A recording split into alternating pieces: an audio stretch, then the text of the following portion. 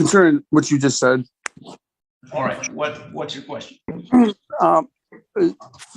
Well, if there's a crime victims fee, I'd like to know where the victim is, and also, Your Honor, you said something about the jurisdiction. If there's no problem with the jurisdiction, I mean, how come you couldn't tell me exactly which jurisdiction you're operating under? Because I would have to object to what you said. I mean, it don't make no sense to me, Your Honor.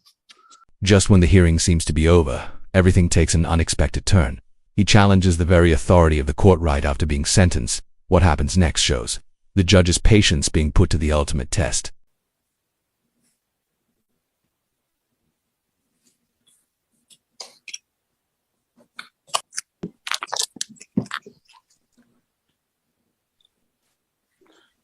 All right, we have Mr. Mattson back with his audio connected now. When we were previously on the record, Mr. Mattson dropped out of the Zoom session. That I'm not entirely sure exactly what time that happened. And so we discontinued the sentencing hearing at that time.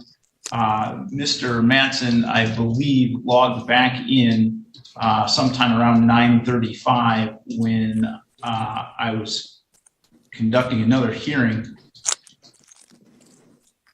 and that was when I noticed someone in the waiting room that was labeled Robert's iPhone, which is what Mr. Mattson's iPhone is labeled here this morning. I did bring that device into the Zoom session. When I noticed it, the camera was off, the audio was not connected. I did leave that there for a few minutes and then placed him back in the waiting room because the audio was not connected, and continued on with my other hearing. I will say that I believe he remained in the Zoom waiting room for 20 or 30 minutes. And then disappeared from the waiting room. So I do acknowledge it appears that Mr. Mattson tried to log back in to continue the sentencing hearing. We weren't able to make that happen, so I continued on with my other hearing, but we have everyone back with us now. Mr. Mattson, we are in a court proceeding right now, and so I'm going to ask you not to eat anything and to remove your hood. The judge immediately asserts control of the courtroom. Even small details like courtroom etiquette signal the seriousness of what's about to unfold. His sets the tone for the tension that follows.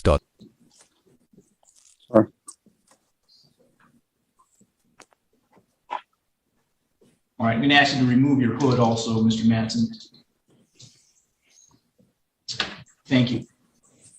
So we had been through the sentencing procedure. I had given Mr. Mattson an opportunity at allocution and was starting to announce the sentence. And so I will continue with where we left off. In determining the appropriate sentence in this case, the court has considered the seriousness of the offense, your history, the principle of proportionality, the statutory penalty, the cost of confinement, the report and recommendation of the probation department, as well as what's been said on the record here this morning. The criteria and reasons for the sentence are the nature and gravity of the offense, the discipline appropriate to its commission, deterrence against repetition by you and by others, vindication for the law, and the protection of society.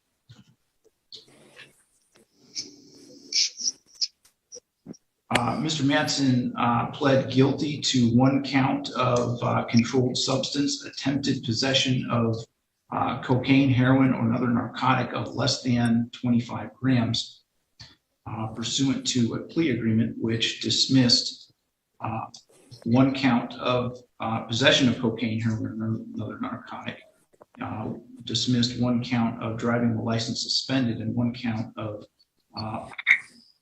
alcohol open container.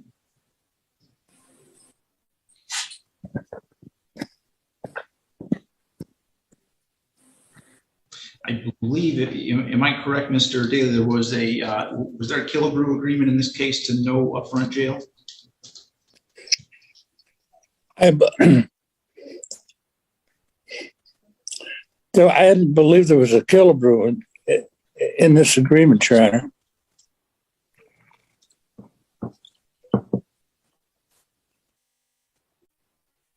I'm sorry, Mr. Daly, was that a yes or a no?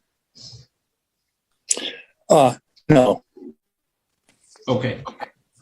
So the agreement was to one count of attempted possession of a controlled substance, dismissal of the remaining charges, and that was apparently incorrect. There was no sentencing agreement in this case. This is Mr. Madsen's first felony conviction. He does have 4 prior misdemeanors.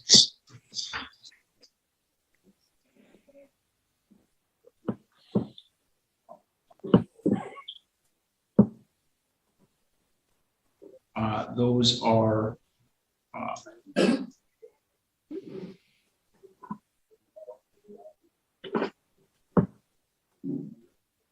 all from 2015 or earlier. He has 2 2015 cases and a 2002 and a 2001. And so the recommendation in this case from the probation officer is for a period of 1 year probation. And I think that, well, it also, I should say, includes restrictions on alcoholic beverages and substance use. And I think that those provisions of terms of probation are appropriate given Mr. Madsen's Compass Needs Assessment scores. He did rate as highly probable in the categories of substance abuse, family criminality, residential instability, and social environment. He does have a substance abuse history of cocaine, fentanyl, painkillers since 2005. I think that it is appropriate to try to get Mr. Madsen some help for his substance abuse problems. The concern I have in this case is that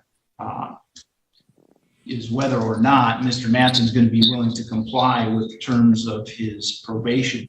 He has, in numerous court hearings in this case, made a number of what he believes are constitutional and jurisdictional arguments that have absolutely no legal merit whatsoever. And he continued to challenge the court's jurisdiction here this morning. I understand that that may be an honest belief that Mr. Madsen has. And I don't know where it comes from, but I will say Mr. Madsen would be far better off taking legal advice from Mr. Daly than from wherever it is that you're getting it to make you believe these arguments, because as I've ruled repeatedly, there's just no merit to them. They're not rational or coherent arguments under the law.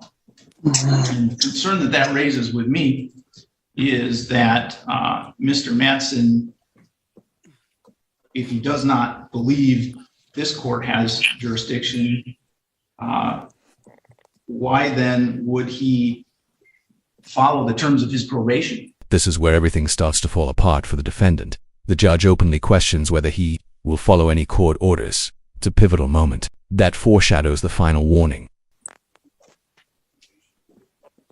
And so if that's the question, then the question I have to ask myself is why would I put him on probation if there doesn't seem to be any indication that he would follow the terms of the probation?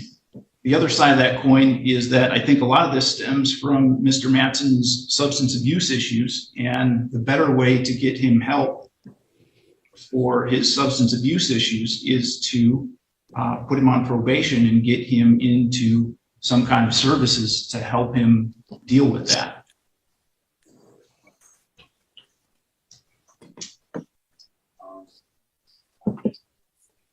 So ultimately, Mr. Manson, I'm going to give you a chance at probation, and I hope that you are willing to comply with the requirements that are outlined in terms of your probation, which I'll read to you word for word in a moment so that you're aware of them. If you choose not to comply for the reasons you've stated or any other reasons, you can rest assured you're going to find yourself in violation of the terms of your probation. And then I am going to be imposing other penalties, meaning for you jail time. And I'll just tell you now, it'll be a short leash. The judge offers one last chance, but with a clear warning. This is a moment of cautious leniency, balanced with firm authority. One wrong move from here could change everything. Because if we continue down this road, I'm already suspect of your ability to comply. So any violations are just going to confirm that for me, and you're going to find that I'm going to lose my willingness to give you a chance. So it will be the sentence of the court that you serve a period of probation for 1 year, that you serve 29 days in the Lenawee County Jail with credit for 29 days served. You must not use or possess alcoholic beverages or other intoxicants. You must not enter bars or other places where the primary purpose is to serve alcoholic beverages for drinking on site, unless the field agent has first given you written permission for your employment at a specific location. You must comply with the requirements of drug and alcohol testing as directed by the field agent. You must not attempt to submit any fraudulent or adulterated samples for testing. You must not hinder, obstruct, tamper, or otherwise interfere with the testing procedures. And you must present proper identification at the time of testing. You must pay the cost of your substance abuse testing. You must not be in possession. You must not use or possess any controlled substances or drug paraphernalia unless prescribed to you by a licensed physician. And you must not be with anyone that you know to possess those items. You must complete an outpatient or residential substance abuse treatment when you are referred by the field agent. You must complete a substance abuse assessment when you are referred by the field agent. You must pay a $30 per month supervision fee, so long as there's no electronic monitoring. If electronic monitoring becomes necessary, that fee increases to $60 per month. You must also pay court costs of $750, an attorney fee of $450, a crime victims' rights fee of $130, and $68 state costs. You do, Mr. Manson, have the ability to request an appeal of your sentence. We're going to send to you 3 copies of a notice of right to appellate review and request for appointment of attorney form. We ask that you sign 1 copy of that form and mail it back to the court. That indicates that you received your copies of the form. If you want to appeal your sentence, you need to fill out the other copies of the forms and mail those to the address listed in those forms within 42 days. Do you understand that, Mr. Manson? Yes, I do. All right. With that, then, we can conclude the hearing.